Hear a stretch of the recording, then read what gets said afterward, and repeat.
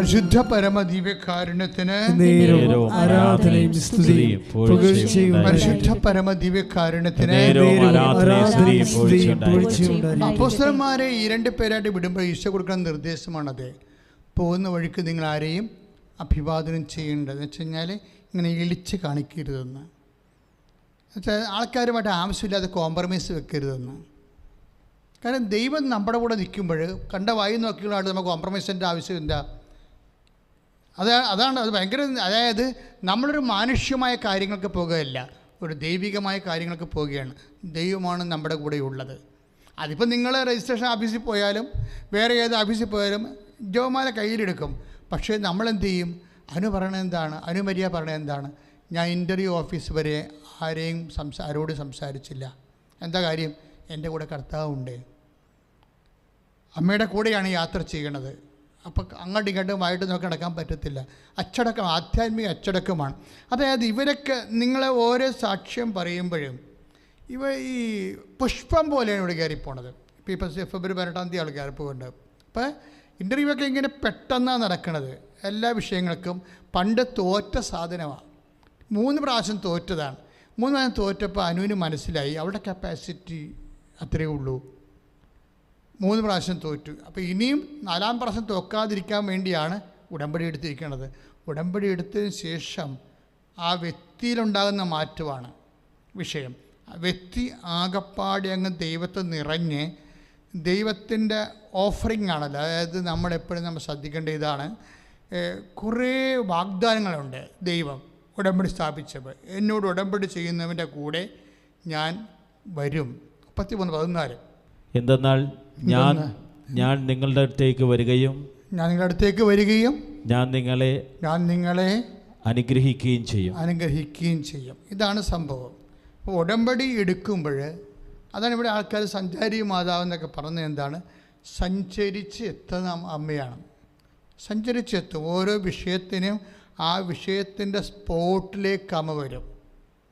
ആ വിഷയത്തിൻ്റെ സ്പോട്ടിലേക്ക് വരും. അതെന്താണ്? ഉടമ്പടി പ്രകാരം ദൈവം നമ്മളുടെ കൂടെ വരാമെന്ന് വാഗ്ദാനം തന്നിട്ടുള്ളതാണ്. ആ വാഗ്ദാന പ്രകാരമാണ് എല്ലാം. നമുക്കറിയാമല്ലോ, നമുക്ക് ക്രിസ്ത്യൻ സ്പിരിച്വാലിറ്റി അല്ലേ, ക്രിസ്തീയ ആധ്യാത്മികത അനുസരിച്ചുകൊണ്ട് നമുക്ക് ലഭിക്കണതെല്ലാം എന്ത് ലഭിച്ചാലും അല്ലേ, അതായത് വീട് ഭാഗോടമ്പടി ചെയ്യണത്, അല്ലെങ്കിൽ വഴി കിട്ടണത്, അല്ലെങ്കിൽ വാഹനം വാങ്ങിക്കണത്, അല്ലെങ്കിൽ രോഗം സുഖപ്പെടുന്നത്, ഇങ്ങനെ ഭൗതിക മെയിൻ്റെനൻസിനായിട്ടുള്ള എല്ലാ വിഷയങ്ങളും നിത്യത വരെയുള്ള ആധ്യാത്മിക വിഷയങ്ങളെല്ലാം നമുക്ക് നൽകപ്പെടുന്നത് വാഗ്ദാനത്തിൻ്റെ രൂപത്തിലാണ്. ഇപ്പം നിങ്ങൾ കൃപാസനത്തിൽ വരുമ്പോൾ ഒരു വാഗ്ദാന പേടകം കാണും. എന്താ കാര്യം? ഈ വാഗ്ദാന പേടകമാണ് ദൈവ സാന്നിധ്യം എന്ന് പറയുന്നത്. ദൈവമായിട്ട് ഉടമ്പടി ചെയ്യുമ്പോഴാണ് ദൈവത്തിൻ്റെ സാന്നിധ്യം വാഗ്ദാന പേടകത്തിലൂടെ ആ വ്യക്തിക്ക് ലഭ്യമാകുന്നത്. ഈശോ ലോകത്തിലേക്ക് വന്നതും വാഗ്ദാന പേടകത്തിലൂടെയാണ്. പരിശുദ്ധ അമ്മയുടെ ഉദരത്തിലെ വാഗ്ദാന പേടകം എന്ന് അമ്മയെ വിളിക്കാൻ കാരണം എന്താ? നമ്മൾ തിനിയായാലും പ്രാർത്ഥിക്കത്തില്ലേ? വാഗ്ദാന പേടകമേ ഞങ്ങൾക്ക് വേണ്ടി അപേക്ഷിക്കണമേ. പേടകത്തിൽ എന്താ ഉള്ളത്? അമ്മയുടെ ഉദരത്തിൽ ആരാണ് ഉരുവായത്? പുത്രൻ തമ്പുരാനാണ് ഉരുവായത്. അപ്പോൾ ആ കപ്പാസിറ്റിയിലാണ് നമ്മൾ പ്രാർത്ഥിക്കുന്നത്.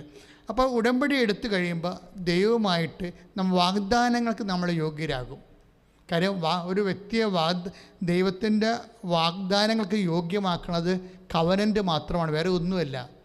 ഇപ്പോൾ നമ്മൾ എന്തെല്ലാം തരത്തിലുള്ള ആചാര അനുഷ്ഠാനങ്ങളൊക്കെ ലോകത്ത് കാണുന്നുണ്ട്. പക്ഷേ ഇപ്പോൾ ആൾക്കാർ നിരങ്ങ് നേർച്ച നടത്തുന്നുണ്ട്, ഉരുളി നേർച്ച നടത്തുന്നുണ്ട്. പക്ഷേ ഇവരാരും ഉടമ്പടി പ്രകാരമല്ല, അതൊരു അനുഷ്ഠാന വിധി പോലെ നേർച്ചയായിട്ട് ചെയ്യണതാണ്. അപ്പോൾ അതിൻ്റെതായിട്ടുള്ള അതിൻ്റെ ഫലം. പക്ഷേ എപ്പോഴും നമ്മൾ ചെയ്യണത് അവകാശത്തിൻ്റെ ബേസ്മെൻറ്റിലാണ് ചെയ്യണത്. ആനുകൂല്യത്തിൻ്റെ ഔദാര്യത്തിൻ്റെ ബേസ്മെൻറ്റിലല്ല ചെയ്യണത്. ക്രിസ്ത്യാനിറ്റി വർക്ക് ചെയ്യണത് ഒരു ബയലാറ്ററൽ ഇൻ്റർപേഴ്സണൽ റിലേഷനിലാണ്.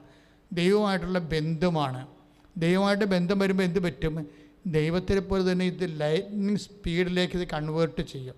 അതായത് ആടിപ്പാടി വല്ലപ്പോഴും കൂടി നടക്കേണ്ട കാര്യങ്ങളൊക്കെ സ്പീഡായിട്ട് നടക്കും.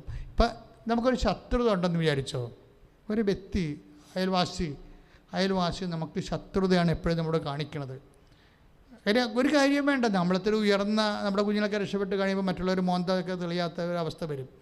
അവരോട് ഇങ്ങനെ യുദ്ധത്തിലൊന്നും പോകണ്ട. പക്ഷെ ഒരു കാര്യമുണ്ട്, കർത്താവ് പറഞ്ഞിരിക്കുന്നത് നഷ്ടപ്പെടുത്തരുതെന്നാണ് പറഞ്ഞിരിക്കുന്നത്.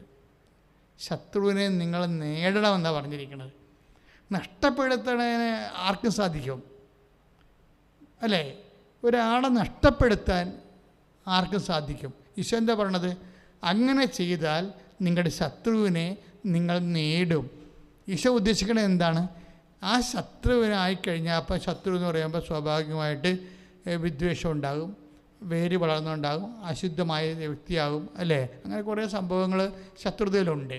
വിദ്വേഷമുണ്ട്, അശുദ്ധിയുണ്ട്. ഹെബ്രായ ലേഖനം 12-ാം അധ്യായം അനുസരിച്ചുകൊണ്ട് വിദ്വേഷത്തിൻ്റെ വേര് വളർന്ന് അശുദ്ധരാകാതിരിക്കാൻ സൂക്ഷിച്ചു കൊള്ളുവിൻ. വെച്ചാൽ അവർ നിങ്ങളോട് വിദ്വേഷം കാണിച്ചപ്പോൾ നിങ്ങളും വിദ്വേഷം കാണിച്ചു കഴിഞ്ഞാൽ ഉടനെ നിങ്ങൾ അശുദ്ധരായി. അപ്പോൾ അശുദ്ധരായി കഴിഞ്ഞുള്ള കുഴപ്പം എന്താണ്? കണക്ഷൻ പോവും, ദൈവമായിട്ട് കണക്ഷൻ പോവും. അതുകൊണ്ട് മറ്റുള്ളവർ വിദ്വേഷം കാണിച്ചാലും നമ്മൾ അങ്ങനെ കാണിക്കരുത്. എന്താ കാര്യം? നമ്മൾക്ക് ദൈവത്തിൻ്റെ മുമ്പിൽ നിലനിൽക്കണം. അവൻ്റെ മുമ്പ് ജയിച്ചാൽ പോരാ. അവൻ ചത്തുപോകുന്ന ആളാണ്. 10-50 കൊല്ലം 10-20 കൊല്ലം കൂടി ജീവിച്ചിരിക്കുകയുള്ളൂ. അത് കഴിയുമ്പോൾ അവനും ചാകും, നമ്മളും ചാകും. പക്ഷേ എന്താ പ്രശ്നം വെച്ച് കഴിഞ്ഞാൽ, ഇങ്ങനെയുള്ള ഈ നീർക്കോലിയൊക്കെ കടിക്കുമ്പോൾ അത്താഴം മുടങ്ങുന്ന കാര്യം ഉറപ്പാണ്. എന്താ കാര്യം? അത്താഴം എന്ന് പറയുന്നത് എന്താ? സ്വർഗീയ വിരുന്ന്, നിത്യത. ഈ നീർക്കോലി കടിച്ചാലും അത്താഴം മുടങ്ങും നമുക്ക്. എന്നുവെച്ചാൽ അത്താഴം ഈ ശത്രു അവൻ നമ്മളെ ഒരു കാര്യമില്ല. കാര്യം അവൻ വഴി കെട്ടിയടക്കുന്നു, വഴി കൊണ്ടുപോയി അഡ്വാൻസ് കൊടുക്കുന്നു. എന്തിനാണ്? നമ്മൾ കാറ് മേടിക്കുമെന്ന് വിചാരിച്ചുകൊണ്ട് ആ വഴി വിലക്കെടുത്തിട്ട് നമ്മൾ കാറ് വാങ്ങിക്കുമെന്ന് വിചാരിച്ചിട്ടാണ്. അവന് ആവശ്യമില്ലെങ്കിലും പോയി അഡ്വാൻസ് കൊടുത്തിട്ട് നമ്മളോട് നമ്മൾ ആ വഴി വിലക്ക് മേടിക്കാൻ ചെല്ലുമ്പോൾ പറയും, അയ്യോ അത് വിറ്റുപോയില്ല, അത് പറഞ്ഞു പോയില്ല, അതൊക്കെ ഞാൻ ഇങ്ങനെ തരേണ്ടതെന്ന് വെച്ചാൽ അപ്പോൾ ഒക്കെ വർഷം ആരാണത് ചെയ്തതെന്നൊക്കെ അറിയാം. അപ്പോൾ നമുക്ക് വിദ്വേഷം ഉണ്ടാകും. അപ്പോൾ ഇങ്ങനെ ഓരോ വ്യക്തികളെക്കുറിച്ചും നമുക്ക് വിദ്വേഷം ഉണ്ടാകും. പക്ഷേ എന്താണ് വചനം പറഞ്ഞു വെച്ച് കഴിഞ്ഞാൽ, വിദ്വേഷത്തിനൊരു കുഴപ്പമുണ്ടാകും. ഈ ആലിനെ പോലെയാണ് ഈ വിദ്വേഷം. ആലെന്ന് പറഞ്ഞുകൊണ്ടല്ല, ഈ സാധനത്തിൻ്റെ കൊമ്പ് വെട്ടിയാലും വേരിങ്ങനെ വളർന്നുകൊണ്ടിരിക്കും. ആൾക്കാർ എപ്പോഴും ചെയ്യണത് എന്താണ്? കൊമ്പ് വെട്ടും. ഇപ്പോൾ ഞാനും എൻ്റെ തൈക്കാട്ടുതിരി പള്ളിയിൽ വലിയൊരു ആല് നിൽപ്പുണ്ട്. ആ ആലിന് ഞാനവിടെ സ്ഥിരമായിട്ട് താമസിച്ചിരുന്ന സമയത്തൊക്കെ എപ്പോഴും രസം ഒഴിപ്പിക്കും, മുകളിൽ കയറ്റി മണ്ണെണ്ണ ഒഴിപ്പിക്കും. എന്നിട്ട് ശിഖരമെല്ലാം വെട്ടിക്കളഞ്ഞിട്ട് രസവും ഒഴിപ്പിക്കും, മണ്ണെണ്ണ ഒഴിപ്പിക്കും. കുറച്ച് കഴിയുമ്പോൾ 2 മാസം കഴിയുമ്പോൾ പിന്നെയും ആല് ഇലയൊക്കെ പിടിച്ച് നിൽക്കും. എന്താ കാര്യം? അതിൻ്റെ വേര് വളരുന്നുണ്ട്. വേരിനങ്ങനെ കുഴപ്പമുണ്ട്, അത് വളർന്നുകൊണ്ടിരിക്കുക എത്ര അറ്റത്തുനിന്നായാലും. അപ്പോൾ വിദ്വേഷത്തിനൊരു പ്രശ്നമുണ്ട്. നോ കോണ്ടാക്റ്റ് ഇല്ലെങ്കിലും വേര് വളർന്നുകൊണ്ടിരിക്കും. ഇപ്പോൾ നിനക്ക് ശത്രുത ഉണ്ട്, ഓഫീസിലാകാം, അല്ലെങ്കിൽ നീ പഠിപ്പിക്കുന്ന സ്ഥാപനത്തിലാകാം, ശത്രുതയുണ്ട്.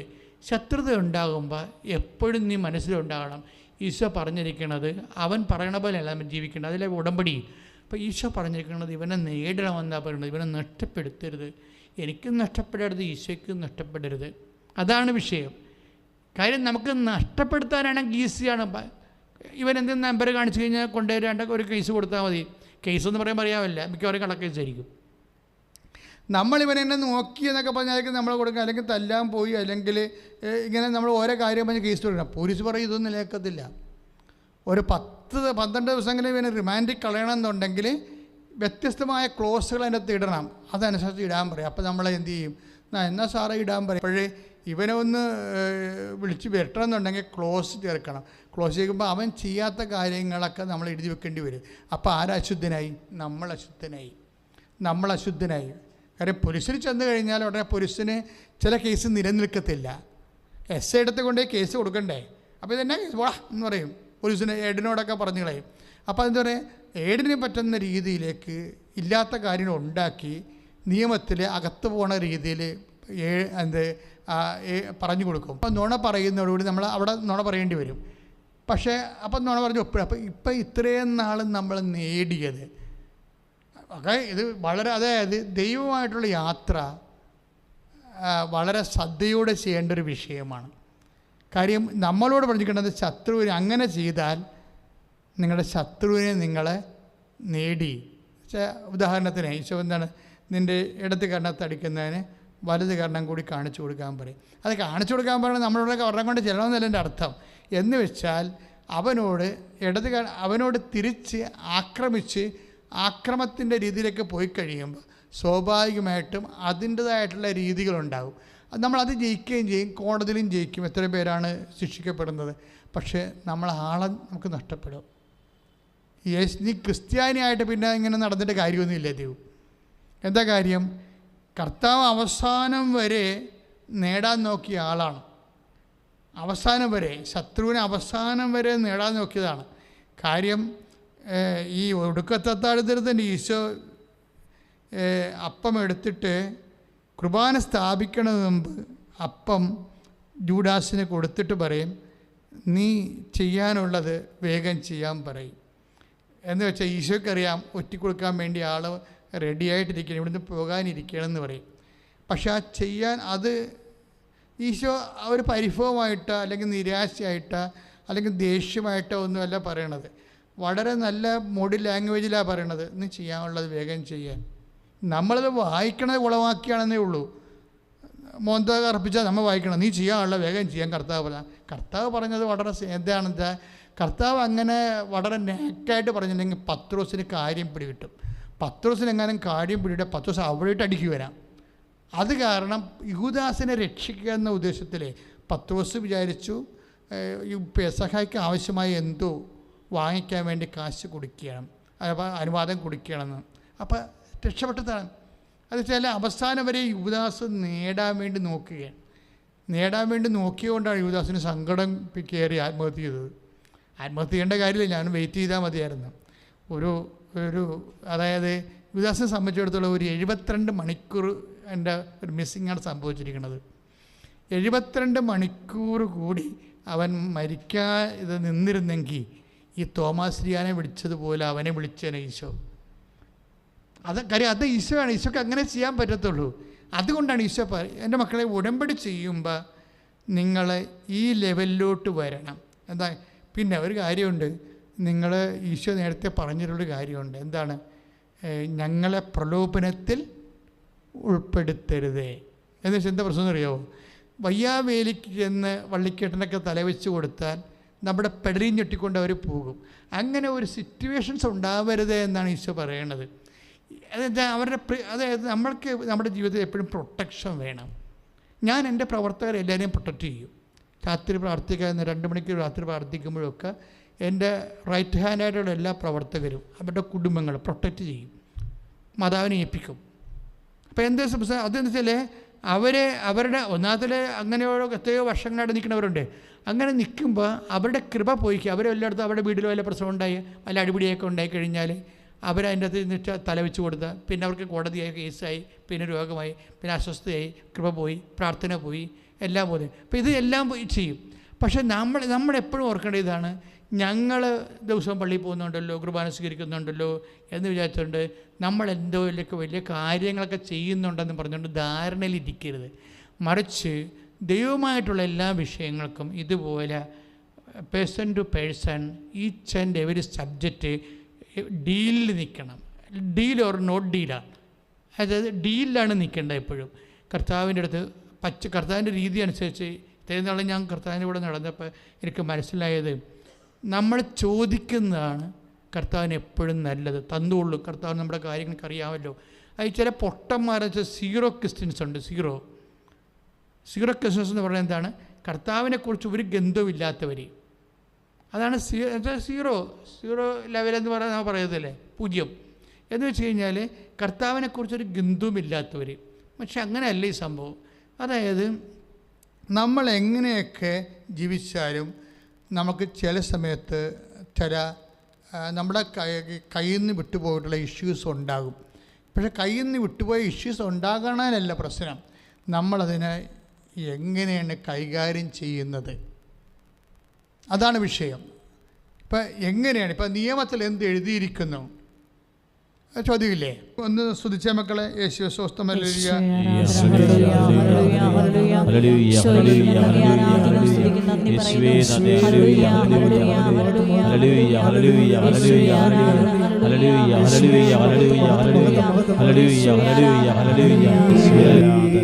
Praise the Lord. എന്നുവെച്ചാൽ എപ്പോഴും സംഭവിക്കാൻ സാധ്യതയുള്ള ഒരു കുഴപ്പം എന്നറിയാവോ?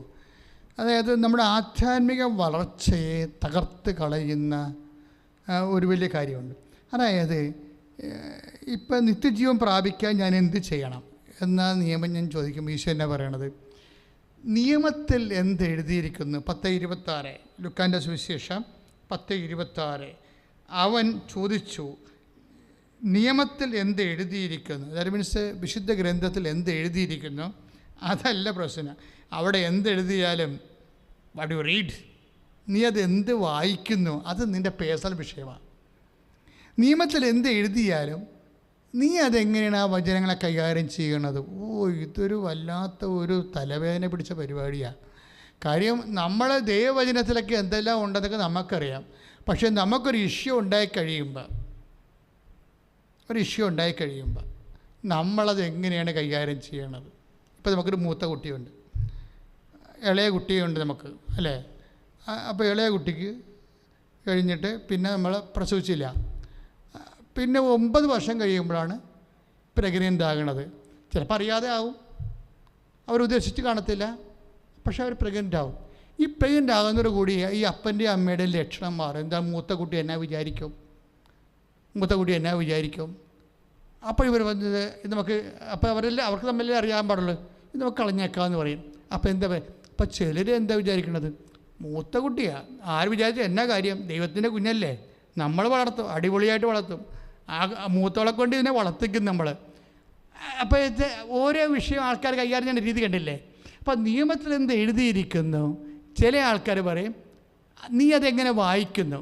കർത്താവിൻ്റെ വചനത്തിൽ എന്ത് എഴുതിയാലും ഓരോ അവന്മാർ വായിക്കണത് അവനവൻ്റെയൊക്കെ സ്വന്തം രീതി അനുസരിച്ചാണ്. അതാണ് വിഷയം. നിയമത്തിൽ എഴുതിയിരിക്കണമല്ല പ്രശ്നം. ദൈവത്തിൻ്റെ വചനത്തിൽ എന്ത് എഴുതിയാലും ഓരോരുത്തരും അവരുടെ സൗകര്യം അനുസരിച്ചുകൊണ്ട് ഈ സാധനം വായിക്കും. അതോടുകൂടി പണിയും കിട്ടും. പണി കിട്ടണമെന്ന് പറഞ്ഞാൽ നിങ്ങൾക്കറിയാമോ, ഒരു 1.5 പണിയാണ് കിട്ടാൻ പോണത്. എന്ന് വെച്ച് കഴിഞ്ഞാൽ ഇതൊരു ഏണിയും പാമ്പും കളി പോലെയാണ്. ഏണിയും പാമ്പും കളി പോലെ വെച്ച് കഴിഞ്ഞാൽ നമുക്കറിയാം, ഞാൻ എപ്പോഴും പറയുന്നത് ആധ്യാത്മിക ജീവിതമൊന്നുമല്ല, സ്നേക്ക് ആൻഡ് ലാഡറായിട്ടുള്ള കളിയാണ്. പക്ഷേ നമ്മളിപ്പോൾ 46 ഒരു ഏണി ഇരിപ്പുണ്ട് ഇല്ലേ? 46 ഏണി എങ്ങോട്ട് കിടക്കണത്? 97 ഇരിക്കണം. ഏണിപ്പാമ്പ് കളിയിൽ 46 ഏണി ഇരിക്കണത്, അത് 97 ഇരിക്കുന്നത്. 46 നമ്മൾ ചെന്നാൽ എന്ന് പറഞ്ഞാൽ നമ്മൾ കയറി മുന്നോട്ട് പോകും. ആധ്യാത്മിക വളർച്ചയിൽ അങ്ങനെയാണ് സംഭവിക്കുന്നത്. പെട്ടെന്നൊരു വളർച്ച വരും നിൻ്റെ ഒരു നിലപാട് കാരണം, നിൻ്റെ ഒരു നല്ല നിലപാട് കാരണം. എന്നുവെച്ചാൽ നിനക്ക് നേരിട്ട് അവകാശവും ഓഹരിയില്ലാത്ത ഉത്തരവാദിത്വം ഇല്ലാത്തൊരു വ്യക്തിക്ക് വേണ്ടി യേശുവിൻ്റെ നാമത്തിൽ നീ അവർക്ക് ആശുപത്രി കൊണ്ടുപോയോ അല്ലെങ്കിൽ അവർക്ക് സന്ധിപ്പ് കൊടുക്കുകയോ ചെയ്താൽ പെട്ടെന്ന് നിൻ്റെ ഏണി 46 97 കയറും. അപ്പം 97 അപ്പം നമുക്ക് അതനുസരിച്ച് നീ അത് ലിഫ്റ്റിങ് നീക്കി കിട്ടും. ലിഫ്റ്റിങ് കിട്ടിക്കഴിഞ്ഞാൽ വരുന്നൊരു വിഷയം, പിന്നെ നമ്മൾ ലിഫ്റ്റിങ് കിട്ടിക്കഴിഞ്ഞാൽ നമ്മൾ സൂക്ഷിക്കണം. കാരണം എന്താണ്, ഇനി ഒന്ന് വീഴാൻ പാടില്ല. ഈ പുള്ളിയില്ലേ, പുള്ളി 97 ഇരിക്കുകയാണ്. അപ്പോൾ ഇനി 3 വീണാൽ 100 വരും. പക്ഷെ 1 വീണാൽ എന്താ പറ്റുക? 98 ഇരിക്കുക. അവിടെ പാമ്പ് ഇരിപ്പുണ്ട്. പാമ്പിനൊക്കെ പറഞ്ഞ് വിഴുങ്ങിയിട്ട് നമ്മളെ കൊണ്ടുവന്ന് 2 വെക്കും. ദാറ്റ് മീൻസ് ഒരു തീരുമാനം എടുക്കുന്നതിൽ പെശകിയ. ഇപ്പം ഇതിൻ്റെ അയൽവാസിയുടെ ശത്രുത തന്നെ, അവനൊന്ന് കുരുക്കാമെന്ന് വിചാരിച്ചു കഴിഞ്ഞാൽ അപ്പോഴതിന് നീ ക്രിസ്ത്യാനി ആകണമെന്ന് നിർബന്ധമില്ലല്ലേ കെട്ടിയെടുത്ത്. നിൻ്റെ ശത്രുവിനെ കുരുക്കാൻ തീരുമാനിച്ചാൽ അതിന് നീ ക്രിസ്ത്യാനി ആകണമെന്ന് ഒരു നിർബന്ധമില്ല. അജ്ഞാനികൾക്ക് അങ്ങനെ ചെയ്യാൻ പറ്റത്തില്ല. കർത്താവിനെ അറിയാൻ പാടില്ല. ക്രിസ്ത്യാനി എന്ന് പറഞ്ഞാൽ എന്താണ്? യേശുവിനെ ദൈവരഹസ്യങ്ങൾ അറിയാവുന്നവനെന്നാണ് എൻ്റെ അർത്ഥം. ദിവ്യരഹസ്യങ്ങൾ അറിയാവുന്നതിനെ സംബന്ധിച്ചിടത്തോളം നിയമത്തിൽ എന്താ എഴുതിയിരിക്കുന്നത്? ശത്രുവിനെ നേടണമെന്നാണ് എന്ന് എഴുതിയിരിക്കുന്നത്. നിയമത്തിൽ എന്താ എഴുതിയിരിക്കുന്നത്? അല്ല ശത്രുവിന് പണി കൊടുക്കണമെന്നല്ല എഴുതിയിരിക്കുന്നത്, ശത്രുവിനെ നേടണമെന്നാണ് എഴുതിയിരിക്കുന്നത്.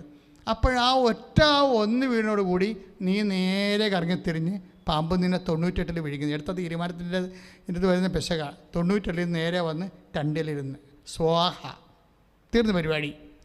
ഇനിയിപ്പോൾ എന്ത് ചെയ്യണം?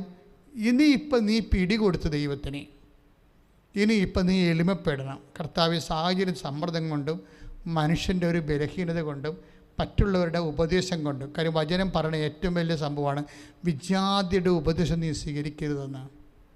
പൗരസഭ ചോദിക്കും, നിങ്ങളുടെ ഉള്ളിൽ ജ്ഞാനിയായിട്ടുള്ള ആരും ഇല്ലേ? നിങ്ങൾ എന്തിന് വിജാതിയരുടെ വിജാതിരെന്ന് ഉദ്ദേശിക്കുന്നത് വെച്ച് കഴിഞ്ഞാൽ ആരാണ്? ക്രിസ്തുവിനെ അറിയാത്തവരുടെ ഉപദേശങ്ങൾ നീ സ്വീകരിക്കുമ്പോൾ നീ എന്താ ഉദ്ദേശിക്കണത്?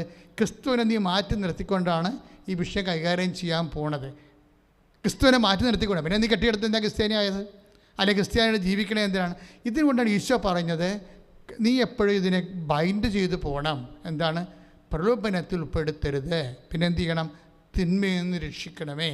ഇത് നമ്മൾ ചെല്ലാറില്ലെന്ന് ചോദിച്ചാൽ ചെല്ലാറുണ്ട്, പക്ഷേ നമ്മളവിടെ ഉണ്ടാവത്തില്ല. അതാണ് പ്രശ്നം. ദ പ്രസൻസ് ഓഫ് ദി റിസൈറ്റർ പ്രധാനപ്പെട്ട വിഷയമാണ്. നമ്മളിത് ചെല്ലാറുണ്ട്, ചെല്ലാത്ത ആൾക്കാരുണ്ട്. സ്വർഗ്ഗസ്ഥനായ പിതാവ് എപ്പോഴും ചെല്ലണമല്ലേ? ചെല്ലും, പക്ഷേ വിൽ നോട്ട് ബി ദെയർ. നമ്മളവിടെ ഉണ്ടാവത്തില്ല. എന്താ കാര്യം? സ്വർഗ്ഗസ്ഥനായ പിതാവ് ചെല്ലുമ്പോൾ എന്താണ് ചെല്ലണമെന്ന് നമുക്കറിയത്തില്ല, എന്തിനാണ് ചെല്ലണമെന്ന് അറിയാൻ പാടില്ല. പണ്ടുപോലെ പഠിച്ചു വെച്ച സാധനങ്ങൾ ഇന്നെ അറിയാതെ 1 × 1 2 2 2 4 എന്ന് പറഞ്ഞാൽ നമ്മളിങ്ങനെ പട്ടിക ക്രിസ്ത്യാനിയാണിത്. പട്ടിക ജാതി എന്ന് പറയത്തില്ല, അങ്ങനെ പറഞ്ഞാൽ ജയിലിൽ വരെ പോകാൻ സാധ്യതയുണ്ട്. പക്ഷേ പട്ടിക ക്രിസ്ത്യാനിയുണ്ട്. അതെന്ന് വെച്ച് കഴിഞ്ഞാൽ ഈ പട്ടിക പോലെ പ്രാർത്ഥിച്ചിട്ട് അയാൾ അവിടെ ഇല്ല. അതാണ് പ്രശ്നം. അയാൾ പ്രാർത്ഥിക്കുന്നുണ്ട്, he's not present there, he's not knowing about it. എന്നുവെച്ചാൽ എന്താ പ്രാർത്ഥിക്കണത്? ഞങ്ങളെ പ്രലോഭനത്തിൽ ഉൾപ്പെടുത്തരുത്. കാര്യം നീ ഞങ്ങളിൽ നിന്ന് ഇറങ്ങിപ്പോകുന്ന രീതിയിലുള്ള അവസ്ഥകളിൽ, ഒരു രീതിയിലുള്ള അവസ്ഥകളിൽ ഞങ്ങളെ കൊണ്ട് എത്തിക്കരുത്. എന്തുകൊണ്ടാണ് അങ്ങനെ എത്തിപ്പോണത്? ദൈവത്തെ അറിയാൻ പാടില്ലാത്തവർ നിങ്ങളുടെ കൂടെ നടക്കുന്നതുകൊണ്ടാണ്. നമ്മളെപ്പോഴും നമ്മുടെ കോളേജിലായാലും ശരി, നിങ്ങളുടെ ആശുപത്രിയിലായാലും ശരി, സ്കൂളിലായാലും ശരി, നിങ്ങളുടെ കൂട്ടുകാരാണെന്ന് നോക്കണം. ചിലപ്പോൾ 2-3 ആഘോഷം കഴിഞ്ഞിട്ട് ഒരു കുഴപ്പമില്ലാതെ ഈ കഴുകൻ ഉള്ള ശവം മുഴുവൻ തിന്നിട്ട് പൗഡർ ഇട്ട് കുളിച്ച് നടക്കുന്ന കഴുകന്മാരില്ലേ, അതുപോലെയുള്ള വ്യക്തിയായിരിക്കും നിൻ്റെ കൂട്ട്. അതോടുകൂടി അവൾ പറയണതെല്ലാം നിനക്ക് വേദപ്രമാണമായിട്ട് ക്രമേണ നീ കർത്താവിൽ നകന്നു പോകും. എന്താ കാര്യം? നിൻ്റെ കൂടെയുള്ളത് ദൈവവചനത്തിന് വിരുദ്ധമായിട്ട് ജീവിക്കുന്ന പൈശാചിക സാന്നിധ്യമുള്ള സാക്ഷ്യത്തിൻ്റെ ആളാണ്. അതുകൊണ്ട് നീ ആരുടെ കൂടെ സഞ്ചരിക്കുന്നത്, ആരാണ് നിൻ്റെ കൂട്ടെന്ന് നീ മനസ്സിലാക്കണം. ഒരു കാര്യമുള്ളത് നീ മനസ്സിലാക്കേണ്ടത്, ഏത് കൂട്ട് എങ്ങനെ ഉണ്ടാക്കിയാലും. ഞാൻ ഇടക്കിടക്ക് സിമിത്തേരി പോകുന്ന ആളാണ്. ഇടവക ഇരിക്കുമ്പോഴൊക്കെ രാത്രി 1 മണിക്കൊക്കെ സിമിത്തേരി പോകും, നിലാവുള്ള ദിവസം. കാര്യം സിമിത്തേരി പോലെ ഒരു സർവകലാശാല വേറെ നമ്മുടെ ജീവിതത്തിൽ ഈ ഭൂമിയിലില്ല. ഒരു ധ്യാനകേന്ദ്രമാണ് സിമിത്തേരി എന്ന് പറയുന്നത്. നമുക്ക് അവിടെ ചെല്ലുമ്പോൾ എല്ലാം മനസ്സിലാകും. നമ്മുടെ ടെൻഷൻ എല്ലാം മാറും. നമ്മുടെ എന്തെങ്കിലും മത്സരങ്ങളുണ്ടെങ്കിൽ അത് മാറും. ആവശ്യമില്ലാത്ത കാര്യങ്ങൾക്ക് ഓവർ വ്യഗ്രത ഉണ്ടെങ്കിൽ മാറും. കാര്യം എന്ത് വ്യഗ്രത എടുത്തെടുത്താലും അവസാനം ഇവിടെ വന്ന് വീഴും. എന്താ വ്യത്യാസം വരണത്? ഒരു 5-10 റീത്ത് കൂടുതൽ കിട്ടും, അത്രയേ ഉള്ളൂ. മനുഷ്യർ തമ്മിലുള്ള വ്യത്യാസം എന്താണെന്ന് ചോദിച്ചു കഴിഞ്ഞാൽ, ഒരു 10 റീത്ത് നീ കുറച്ച് ആൾക്കാരുമായിട്ട് ബന്ധമുള്ളതാണെങ്കിൽ ഈ റീത്ത് തന്നവന്മാർക്കൊന്നും നിന്നോട് അത്ര താല്പര്യമൊന്നുമില്ല. പക്ഷേ റീത്ത് എണ്ണണ ആൾക്കാരുണ്ടല്ലോ വീട്ടിലേ, റീത്ത് എണ്ണി നോക്കൂ, ഏതെല്ലാം പേര് റീത്ത് വെച്ചിട്ടുണ്ടെന്ന് നോക്കൂ. അതുകൊണ്ട് അങ്ങനെയുള്ള ആൾക്കാരുടെ വായിൽ പുട്ടടിക്കാൻ വേണ്ടിയാണ് റീത്ത് ഉളന്ന് വെക്കണത്. എല്ലാവരും അല്ല, കുറേ ആൾക്കാർ. എന്നിട്ട് റീത്തിന് എന്താ സംഭവിക്കുന്നത്? നമ്മൾ കുഴിയാഴ്ചക്ക് വേണ്ടി ഞങ്ങൾ ഓഫീസ് അനതാ ചെല്ലാൻ വേണ്ടി ചെല്ലുമ്പോൾ ഞാൻ പറയും, കപ്പനെ അത് അഴുകിയില്ല, പൂവൊക്കെ അഴുകിയില്ല, എടുത്തുകൊണ്ട് തെമ്മാടിക്കുഴി കളയെന്ന് പറയും. അത്രയേ ഉള്ളൂ സാധനം. നീ വലിയ ആനക്കാരോട് കൊണ്ടുനടന്ന ബന്ധങ്ങളൊക്കെ തെമ്മാടിക്കുഴിയായിട്ട് പാഴ്സലായിട്ട് പോണത് കാണാൻ പറ്റും. ഇതെല്ലാം നീ ദൈവത്തെ മറന്നുണ്ടാക്കിയ മുതലാണ്. ഇത്തരം മുതലും കൊണ്ട് നടക്കുമ്പോഴേ കർത്താവിനെ മിസ് ചെയ്യാൻ സാധ്യതയുണ്ട്. ശ്രദ്ധിക്കട്ടെ. ഹല്ലേലൂയ, ഹല്ലേലൂയ, ഹല്ലേലൂയ, ഹല്ലേലൂയ. കരങ്ങൾ ഉയർത്തിക്കൊണ്ട് സ്തുതിക്കട്ടെ. ഹല്ലേലൂയ, ഹല്ലേലൂയ. ഈശോയേ, അങ്ങ് വലിയ ബോധ്യങ്ങൾ നൽകി ഞങ്ങളെ ആശീർവദിക്കുന്നതിനെന്ന് പറയുന്നു. കർത്താവേ, ഞങ്ങളുടെ ജീവിതത്തിലെ പ്രമാണ ദൈവത്തോട് പ്രതിബദ്ധ